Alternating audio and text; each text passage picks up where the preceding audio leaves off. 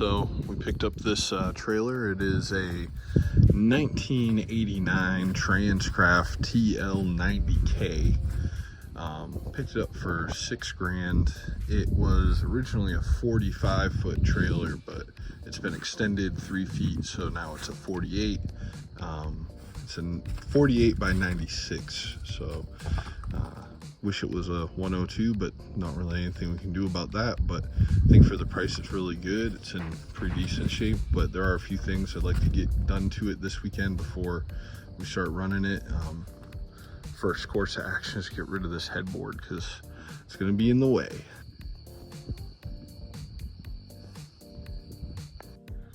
So I got all them little metal stands out of the front of this flatbed here. I had to cut them out,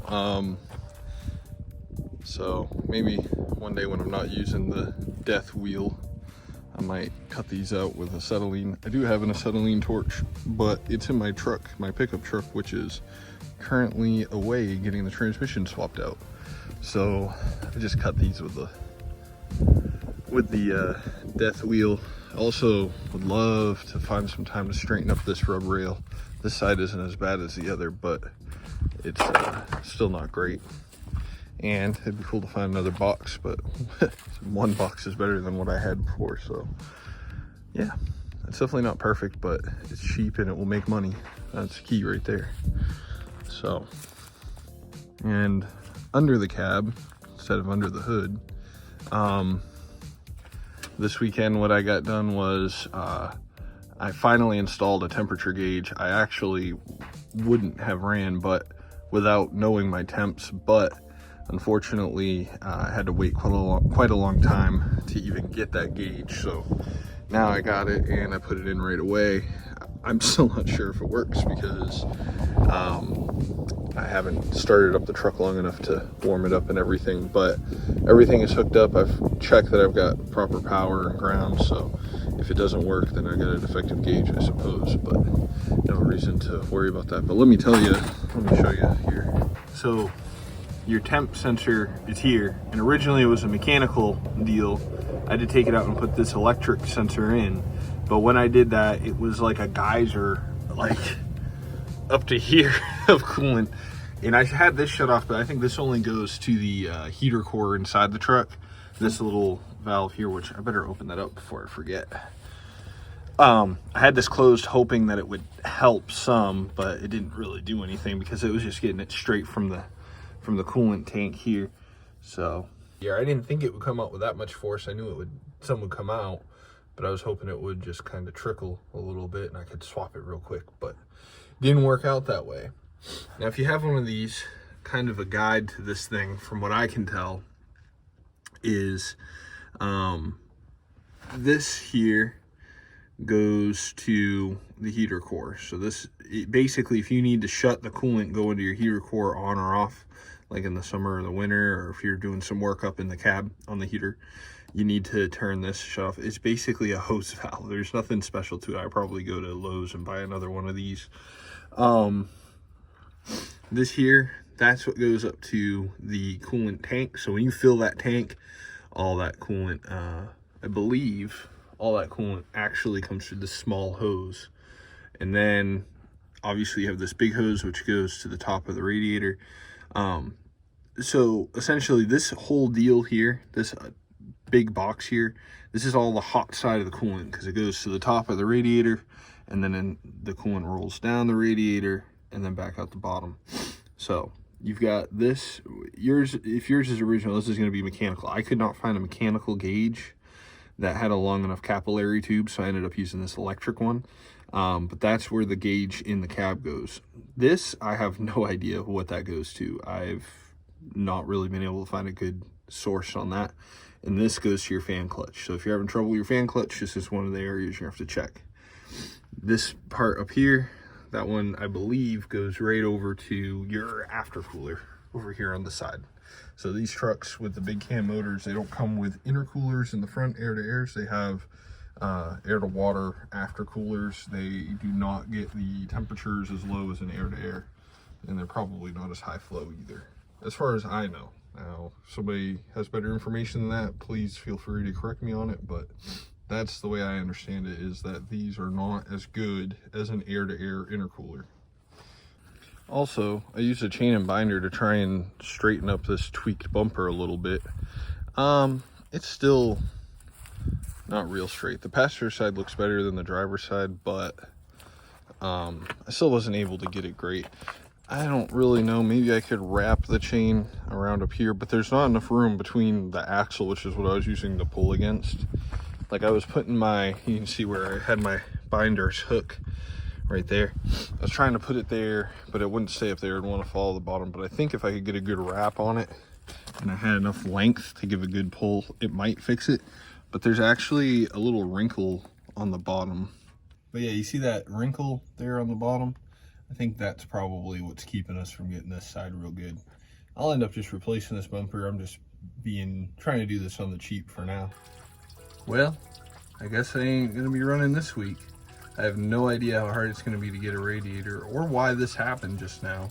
I just started it up just to check everything over, and I gave it a little bit of throttle and I heard a bang, and then this happened, but there's no belts off it anywhere that I can see. I don't know why that just happened. So, but there's that for us. Okay, it's been about 25-30 minutes I've been working on this. I have all of the hoses disconnected, the fan shrouds disconnected, the brackets are disconnected.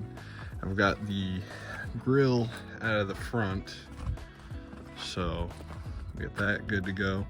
My idea here, I even took the brackets out, because my idea is I'm going to try to just lift this whole thing up and take the bottom bolts out, lift the whole thing up, and then put the bottom down back out from the hole that the grill was in. I don't know if that's the way that you're supposed to do it, but I just don't have a good way to pull it from the top. So I'm going to take it out the front. So that's my idea. I'm going to leave the cab tilted. I'm going to try and get some help from Ashley just to hold it while I pull the bottom bolts off, and I'll get back to you and let you know how that went.